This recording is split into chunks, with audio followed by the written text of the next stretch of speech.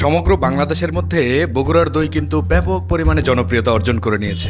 বগুড়া থেকে শুরু করে বাংলাদেশের প্রতিটি কোনায় কোনায় পৌঁছে গিয়েছে এখন সেই বগুড়ার বিখ্যাত দই।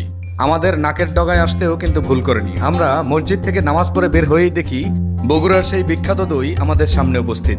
বাজারের যেহেতু কেন্দ্রীয় মসজিদ, সেহেতু নামাজ শেষে ব্যাপক মানুষের সমাগম। তারা সবাই বের হয়েই দোকানের সামনে ভিড় করেছে। আমিও ভাবলাম যাই একটু দেখে আসি এখানে ভিড় কেন। তো গিয়ে দেখলাম এখানে নাকি বগুড়ার বিখ্যাত দই পাওয়া যায়। শুধু যে দই বিক্রি হচ্ছে তা কিন্তু নয়, তার সাথে রয়েছে বিখ্যাত সন্দেশও। প্রতি পিস 10 টাকা করে বিক্রি হচ্ছে।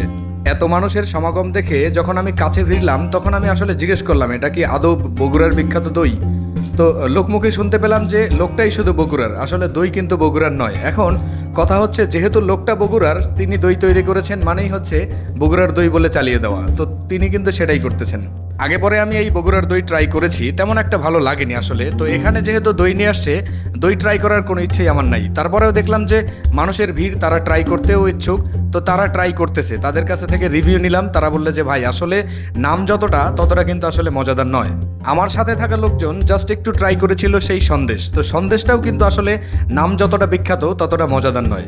তো সেই সুবাদে আসলে সর্বোপরি আমরা বিবেচনাপূর্বক এই সিদ্ধান্তে উপনীত হই যে নামে বগুড়ার দই হলেও কাজে কিন্তু বগুড়ার দই মোটেও নয়। তো আমাদের বগুড়ার দই ট্রাই করার জন্য মনে হয় যেতে হবে সেই সুদূর বগুড়ায়। এছাড়া আদতেও আমার মনে হয় না যে বগুড়ার সেই বিখ্যাত দই আমরা সচরাচর পাবো।